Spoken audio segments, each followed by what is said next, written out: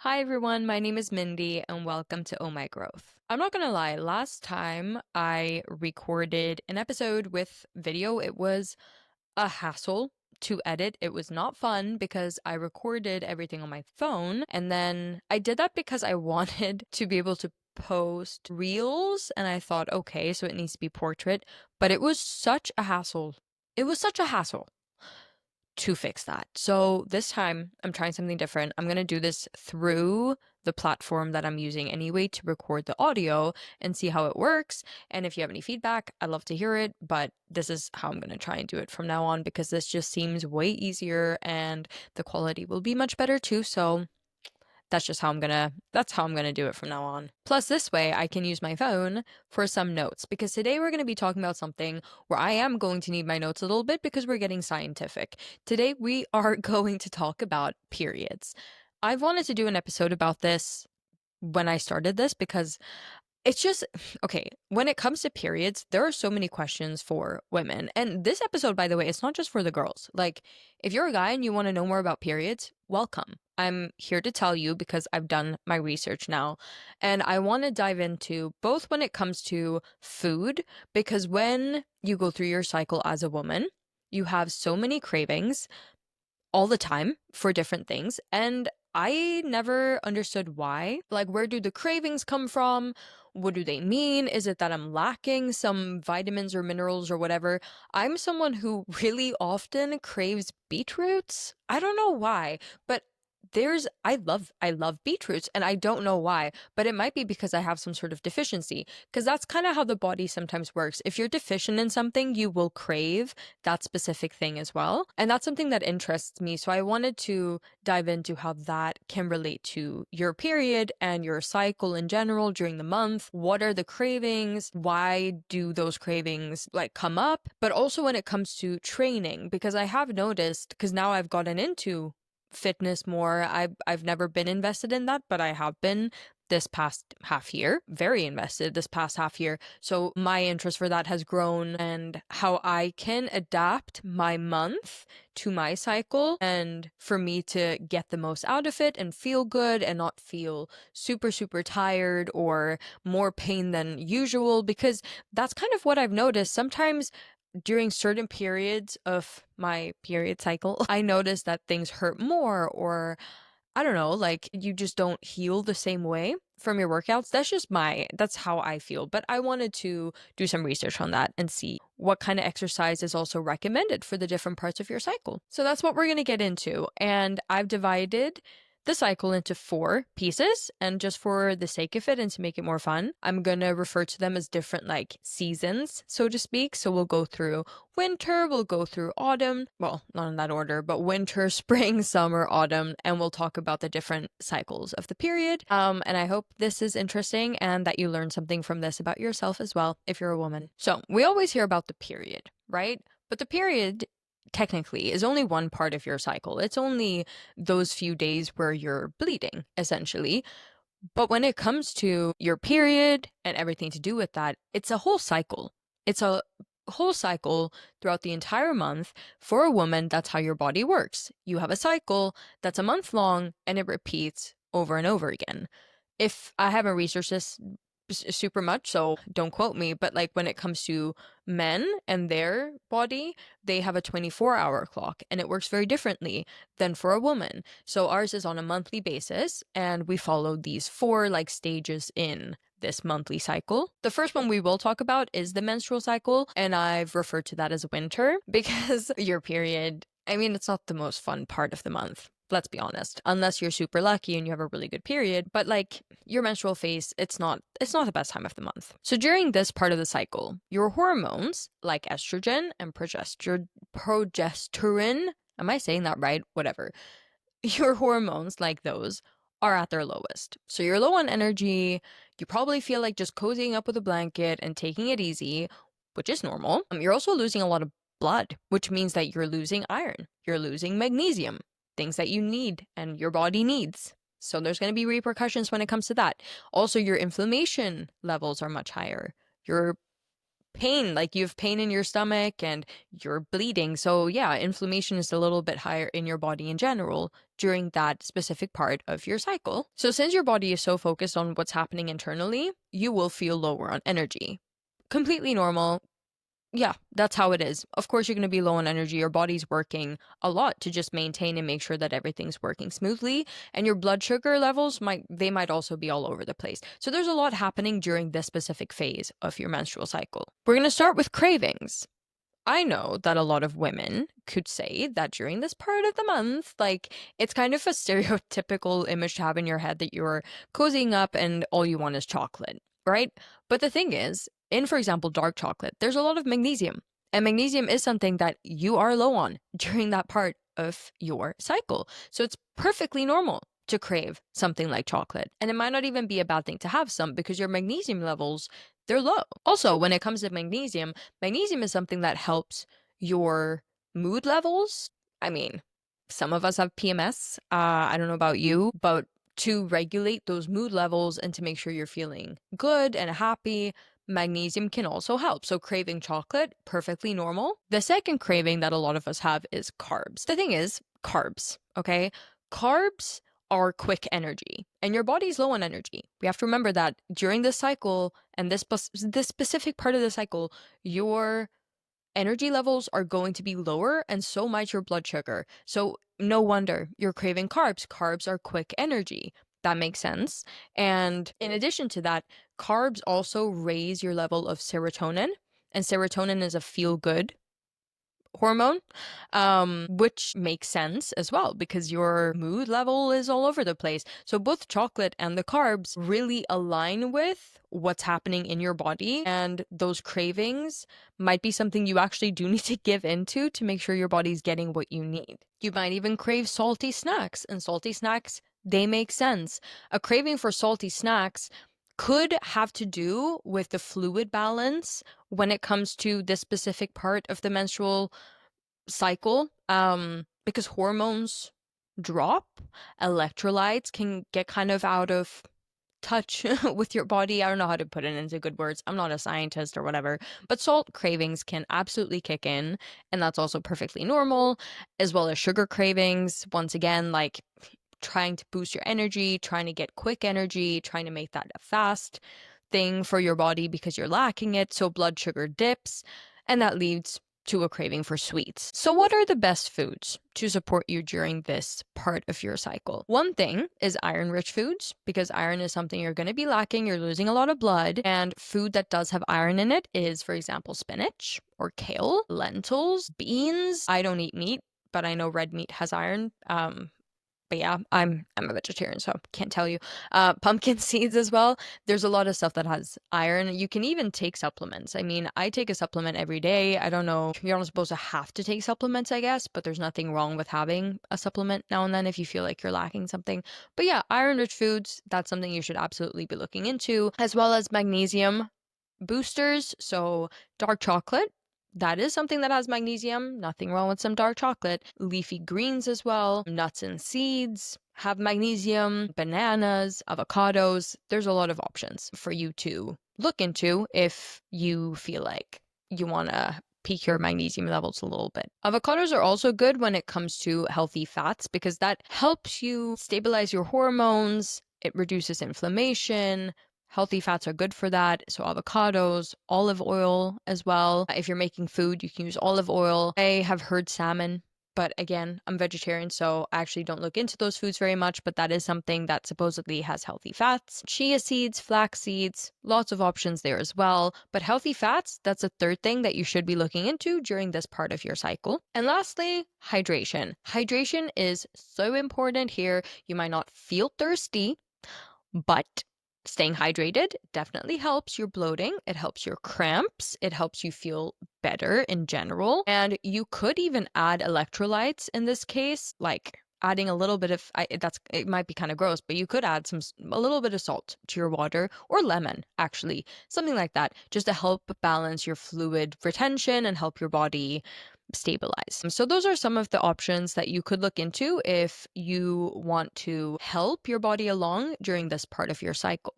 Some foods that you could limit, no judgment if you don't. I know I don't limit these all the time, and balance is key. But caffeine is something that should be limited to an extent when it comes to this part of the cycle if you can help it, because caffeine can make cramps worse. I forget why, but I think it has something to do with blood vessels. And yeah, but if you love coffee, you could have a coffee a day. I have a coffee a day and I'm fine. Then also salty junk food. I mean, in general, junk food maybe isn't something we should be having often, so in moderation. It can feel very comforting when you're on your period, but try to look into other options as well, like soups, stuff like that, like warm, comforting food. Think winter, think hibernation, because sometimes we have cravings, but really and truly, we're just looking for fuel. Even sugar, like when we're craving sugar and sugary snacks, is also something to, of course, keep in moderation, even if you have the cravings. Usually, when we have a craving for sugar in general, it just means our body's looking for fuel, because sugar is a very quick way for us to get fuel and get quick energy. There are other ways of making sure your body gets what it needs in that moment. It could just mean you need a hearty meal, and then your sugary need will disappear as well. So that's when it comes to food. Now I'm going to go into some of the exercise or training tips for the winter part of your cycle as a woman. Of course, during your period, your hormones are low, your energy is low, inflammation is high, your lower motivation. I have lower motivation when I'm on my period anyway. And like your body's it's working really hard. Let's be honest. It's working hard. It's shedding the whole lining that you've been building the entire month. So yeah, internal inflammation, sure. Maybe we shouldn't push our body way too hard if we're feeling crampy and bloated and gross. Because of that, intense workouts, I mean, they work, but maybe it's not the time to be too hard on yourself when it comes to that. Gentle movement can help bloating. Gentle movement can help you feel more in control as well with your body and listening to your body, resting if it needs to rest.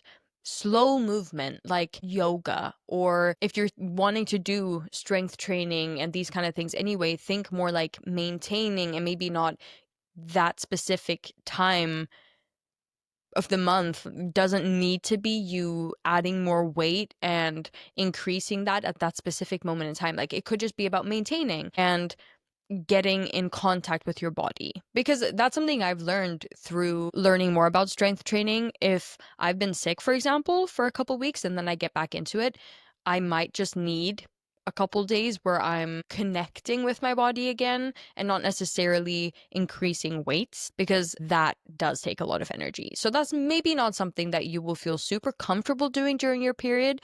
But I mean, we're all different, and if you can do that, that's amazing. But some people feel better just doing 10 to 30 minutes of light exercise while on their period. Yoga, walking, light strength training, swimming as well if you're comfortable. Personally, I'm not super comfortable swimming when I'm on my period, but if you are, that's a really nice exercise to do, because it's very easy on your body, and also when you're just floating in the water, it can feel really nice if you're feeling bloated or if you're feeling crampy as well. But it is important to move when you're on your period in general, because it will help you in general.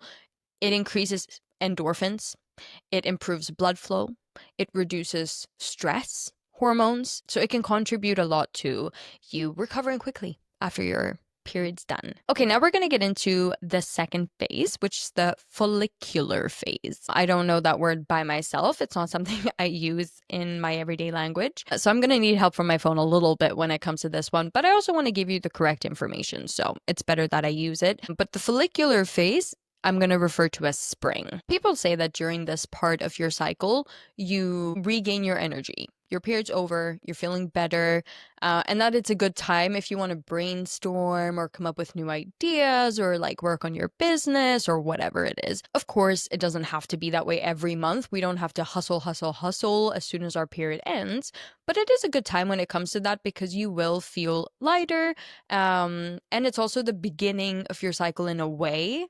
For me, that's how I feel. I know the cycle begins when your period begins, but I feel so demotivated when I'm on my period. So as soon as it's over, I'm like, oh my God, here we go again, restart. And that's kind of how you can see this phase. It's kind of like, okay, reset, let's go again. Okay, I'm going to use my phone a little bit here because I do want to give you the right information. So what's happening in our body?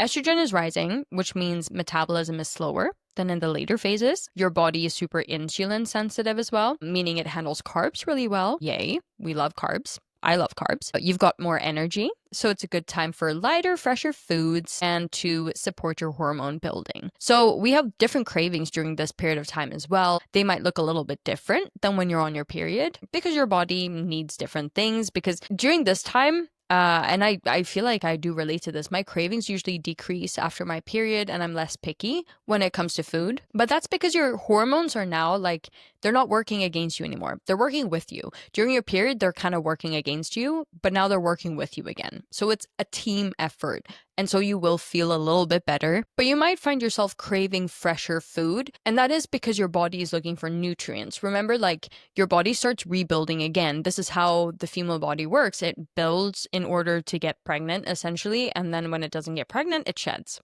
That's the cycle. That's what's happening in our body. So now we're trying to build that again. And so our body will want nutrients. And so we might want lighter, fresher foods like salads, smoothies, etc. So what are some good foods to support your body during this time? One thing could be lean proteins. And once again, a lot of people would obviously refer to lean proteins as chicken and turkey. But if you're vegetarian, it could also mean eggs, tofu, tempeh, those kind of products instead, and they support muscle recovery, which is good, especially if you want to get more workouts in, for example, when you're feeling at your better, well, at a better place. Complex carbs as well, you can go for them. This phase of your cycle is going to handle them so much better because you're insulin sensitive. So now carbs are handled way better. So quinoa, brown rice, oats, sweet potatoes, and also carbs support serotonin, so good vibes overall, which is great. Fresh fruits, fresh veggies, think nutrition. Your body's going to crave nutrition, so that's a good thing to go for as well. Healthy fats. In no part of the cycle should we eliminate something like fat, sugar, carbs, protein. Like you're always going to need a little bit of everything. Balance is key here. So healthy fats like avocados again. Avocados are great. You can add them to so many meals and they're just really good for you. So avocado, healthy fat, for example. And also fermented foods, gut health. Think nutrition again. So gut health plays a big role when it comes to hormonal balance. And well, what are some good fermented foods? Kimchi, for example, that's fermented food, and kimchi is really delicious as well. So kimchi could be a good alternative for you if you want to try something new. But also yogurt. We have something in Sweden. I don't know if it's in other countries, but it's called kefir. That's also something that could fall under fermented foods that you could have. And all of these things improve gut health and are good for you during this part of your cycle generally. And when it comes to exercise, during this part of your cycle, you will have more energy. So this is a good time if you want to increase weights, or you want to try a new workout, or you want to try a new group class, or whatever it is that's going to be more intense and challenge your body. This is a good opportunity to do that. You will have more of the energy for it as well. So strength training, for example, go for it. Recovery is faster during this part of your cycle. You can increase weights, you can increase reps, you can go with a friend, you'll feel more motivated. Also cardio, like endurance or HIIT classes. I personally don't like HIIT classes because I find them kind of stressful, but I know a lot of people really like them. But yeah, since your estrogen levels are better, that supports lung capacity, it supports your energy, so you'll be able to hold out much longer if you want to go running or cycling or whatever it is you like to do at the gym. Or outside as well. Maybe you can go for a run. Now the weather is so beautiful in Sweden. A little off topic, but like the weather is so beautiful here. So I would definitely go for a run outside. But something to be mindful about during this part of your cycle is that since your estrogen levels are higher, that can also make ligaments more lax. So you should warm up and stretch before workouts more to just protect your joints and make sure your body feels good and recovers well. And also hydrate, because estrogen can mess with fluid balance and retention. You might not feel thirsty, but you need hydration. In general, it's good to drink around 2 liters of water a day. So, I mean, at all parts of your cycle, that is a good thing to do. But in this part of the cycle, it's extra important. So think about that. Now we're going to move on to probably one of the nicer phases of the cycle, which is the ovulation phase. This is what I refer to as summer, because during the ovulation phase, we all feel our prettiest, we feel healthiest, we feel lightest. Like it's a good time. It's just a good time. Honestly, and this might sound kind of crazy. This might sound very crazy, actually. But when it comes to holidays and stuff, like during the summer, I've purposely booked in trips to match my cycle a little bit. Like, I would rather go on vacation when I know I'm going to be in my ovulation phase than my menstrual phase. Why would I want to go on vacation when I'm bleeding? No one wants to do that. But do I want to go when my body feels like summer? Yes, I do. So I have matched certain trips with my cycle in hopes that it'll stay as is, of course. Sometimes it's a bit hard to predict, but I hope that I've done the right calculation and that I get to enjoy this phase because it is really a nice phase. Your confidence is higher, everything is just better. But it makes sense because your body is basically primed for making a baby, you're ovulating. So your body wants to attract, your body wants to be ready for that. So that's how we respond. But it's actually pretty crazy. I have seen so many TikToks where people post videos of themselves before, like during their menstrual cycle, and then posting a video of them during their ovulation cycle and like the changes in their faces. And it's actually crazy because there are actual physical changes. I'm not even kidding. Like you can actually see there are changes in the facial structure sometimes. You're just a little bit more, all women were a little bit more attractive during the ovulation phase. And that's something I don't think a lot of men know unless they've been told that by a woman. But literally, you can see it, you can feel it. Everything is just better during this phase. So, what's happening in our body? Estrogen is peaking. Your metabolism slows a bit, so you need fewer calories than in the other phases. Your body temperature, it starts to rise a little bit post ovulation due to progesterone, but it's also relatively stable during ovulation. So it's mostly after this part of the cycle, but it happens around here where your body temperature also goes up a little bit. So it's nothing weird. I mean, sometimes I've noticed as well, my general body temperature is around 37. I know some people have a little higher, a little lower, but then during certain parts of the cycle, and I've tested this, my body temperature genuinely rises. It's really cool. Like, it's so cool how our body, yeah, goes through 4 seasons. I just think it's really cool. Anyway, you're also most fertile, obviously, so careful. But yeah, your body is basically primed right now for reproductive health in general, and so you're going to look gorgeous and you're going to feel gorgeous. It's very important to focus on gut health here because you do need to, if we're going to look into what's happening in the body, your body's releasing an egg during your ovulation phase, so inflammation in general can rise a little bit in your body. And so it is important to think about gut health and supporting that part of your body. Once again, this is, I mean, some people don't think about this ever and live the best lives ever, but it's more if you're interested in supporting your body as best as possible, this could be a recommendation. So, what kind of foods can we eat to support our body in this phase? For example, anti-inflammatory foods. They help reduce inflammation from ovulation. For example, anti-inflammatory foods to support gut health and just in general, the inflammation, like berries, tomatoes, leafy greens, turmeric. If you like turmeric lattes, this could be a good time for that. Fatty fish. Once again, not my thing, but yeah, salmon in this case. Fiber-rich foods as well. Fiber helps us flush out excess estrogen. So you could have broccoli, cauliflower, kale, flax seeds, whole grains. Can't think of any more, but yeah, those are some.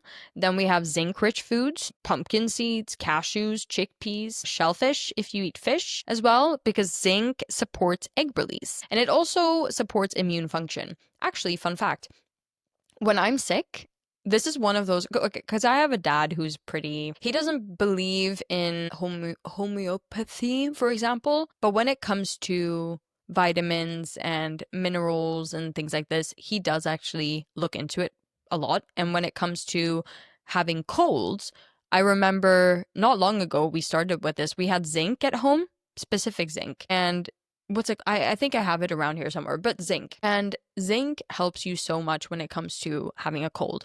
I can have a cold and feel really, really, really, really sick one day. I take zinc, I sleep, the next morning, I feel really good. It's actually really cool. Zinc is something I would recommend if you're having problems with your health in general, and zinc rich foods as well. It really does support your immune system in general. But yeah, great during your ovulation phase. Of course. Hydrating foods as well. Estrogen, like we talked about, can cause water retention. So staying hydrated helps a lot. Drinking a lot of water in general. Cucumbers as well. Watermelon. When it's warm outside, watermelon's amazing. So eating a lot of watermelon will give you a lot of additional just fluid, which is good for your body. Then protein and healthy fats. Maintaining your blood sugar, stability, hormone production, all that stuff. So eggs, nuts, avocados again, olive oil. Those are some healthy fats, but also protein is very important during this part of your cycle to just support your immune system and ensure that your body can support while your egg is releasing into your body. Some things to limit, if you can help it, is excess sugar or processed foods, because those can throw off your hormone balance. And of course, when it comes to heavy, greasy foods, that's something we can crave a lot, but it can make you feel bloated and heavier, and that could result in not feeling amazing during this part of your cycle. So, or in general, during any parts of the cycle. A lot of this stuff is, of course, general, but I think it's interesting to dig into what's happening behind the scenes. But yeah, trying to just avoid excess sugar and processed foods is good. Okay, so we're in the summer part of our cycle. What about exercise? So what's happening in the body is estrogen is high, testosterone gives you a little bit of a strength boost as well, and energy levels are maxed out, so you feel strong, you feel powerful, capable, confident, beautiful, all these things. You're also at your most social in general, so group classes could be a really good thing during this part of the cycle. It could be really fun. You can do more intensive strength training. You can do HIIT workouts as well, or like circuit workouts, for example. Those could be really great during this part of the cycle. Workouts also feel easier. Your pain tolerance is higher. There's a lot of benefits during this part of the cycle. You're going to feel more motivated and more capable when you're doing exercise. So if you want to push yourself, this is the time to do so. You can push yourself and you'll feel much easier doing so than during any other part of the cycle. Something to be mindful of is that estrogen can make you more flexible, but it can also make you a little bit more vulnerable. So watch how your form is, especially during jumping or those kind of workouts, to make sure you don't injure yourself. And also, once again, you might not feel thirsty, but hydrate. Hydrate, hydrate, hydrate. We've come to the last phase, which is the luteal phase, and we'll refer to that as autumn. And I have to say, this is my least favorite phase of all four. I don't like this part of my month. I never feel like the best version of myself, but it's totally fine. This is the phase that often gets a little bit overlooked, but it is also where we can make or break how we feel going into our menstruation. And the more you can do to support your body and its functions, the better you're going to feel and the better period you might also actually have. This is the time where a lot of us have a lot of PMS, so it can be very hard to find the motivation to take care of yourself, but it's almost one of the most crucial times to take care of yourself. Something positive is that during this part of the cycle, progesterone is higher, meaning you are burning more calories actually without doing anything specific. I think it was like 100 to 300 calories a day or something like that extra that you burn. This is something I saw on a TikTok actually that sparked my interest in doing this episode. A girl was talking about it and that you just naturally burn a little bit more calories, which is interesting. But since your body's also working a little bit harder, your body temperature is going to increase. So you might feel a bit more warm, and this will lead also into the exercise. Like you might feel warmer, you might sweat more as well when you're exercising, and that's perfectly normal. It's just your body. Also, since the calories are being burned faster, you are going to crave more food. And this part of the cycle is a part of the cycle where a lot of us do feel hungrier, want to eat more, and then you might feel guilty, like, oh, I'm eating so much, but your body literally needs it. Like it's burning calories faster than usual. It needs the fuel. It wants food and something to make you have the energy that you're lacking during that part of the cycle. So what kind of foods can we eat to support ourselves? Number one is complex carbs. Eat them. They support serotonin production, and you need serotonin production during this part because it can be really difficult otherwise. So, sweet potatoes, brown rice, oats, quinoa, root vegetables, all those things, amazing. You will crave comfort foods because progesterone has a calming effect at first, but as it drops, you can feel anxious or you can feel moody.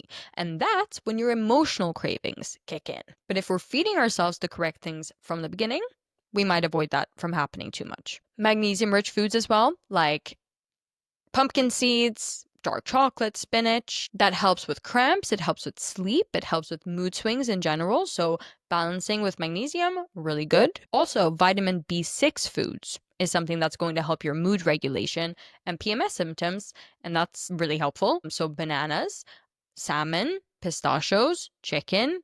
Depends, of course, if you're a vegetarian or not, but those are some of the options. Omega-3s are anti-inflammatory. They help with bloating. They help with cramps. Veggies and fiber. That's going to help you with your hormone detox. So broccoli, cauliflower, kale, cabbage. And then once again, hydration. So hydration will help you with your bloating. Cucumbers, watermelon, also potassium-rich foods like leafy greens, bananas, avocados again. Avocados. Avocados, they're so underrated, but avocados. In general, foods to limit could be excess sugar, really salty processed foods, and caffeine. Once again, sort of for the same reasons as in the first part, but it can just kind of go against what you're trying to build in your body and work against you. But once again, no stress if you can't like limit them completely. Just keep it in moderation and make sure you're taking care of yourself. And when it comes to exercise during this part of the menstrual cycle or the cycle in general, it's going to be really hard to find the motivation, but honestly, gentler workouts and restorative movement might do you wonders and make you feel way better. So moderate intensity, that's what we're going to think. So strength training could work, lighter and slower strength training like moderate weights, lower reps, focusing on technique, maintenance, and getting in tune with the body. Low impact cardio like taking long walks. The weather's getting better everywhere, so taking long walks could be one thing. Keeping it steady, keeping it gentle. It can help you with the circulation in your body. It can help with mood. You could try Pilates or bar workouts as well. They're good to support posture and good to reduce bloating and boost circulation in general in the body. And lastly, you could do yoga. I mean, yoga in general or breath work, meditation, like those kind of things, they're usually very calming for the nervous system and for your body in general. And they can really reduce PMS, mood swings, and cramps and all of that stuff because it's restorative, like deep stretches and yoga poses, breath work, hip openers, all that stuff can really help with bloating and cramps. But don't overdo it. Something to think about is high intensity workouts. They can spike cortisol, and that leads to fatigue and irritability. So don't overdo it. If you're feeling wiped, take it easy, take a day off. Also, your joints might feel a little bit less stable during this part of your cycle, so prioritize mobility and stability exercises. And then we're back to winter, and it goes over and over and over again. There's a really interesting video on YouTube. I don't know where I saw it first, but it goes through the cycles of a woman. And it's so interesting because it goes through a little bit of the stuff I've talked about, like cravings and exercise, but also just in general, like I just think our bodies they're so cool. Everything that's happening, it's so cool to learn about and understand. And the more you understand your body, the better you can take care of it. The better you take care of it, the more in tune with it you feel. And we have to remember, we only get one. This is our body. This is what we're living in for the rest of our lives. We might as well take care of it. I hope you learned something from this. I don't know how interesting this was, but for me, this is really interesting. I found it so interesting to research this information and understand what I can give my body to feel better every day. But that's all for today. Thank you so much for tuning in. Again, I'm so grateful. Like, this has become my favorite part of the week, recording an episode for you guys. So thank you so much for all of the support. I'm just really grateful. I wish you a beautiful day, morning, evening, night, whatever it is where you're at, and I will see you next time.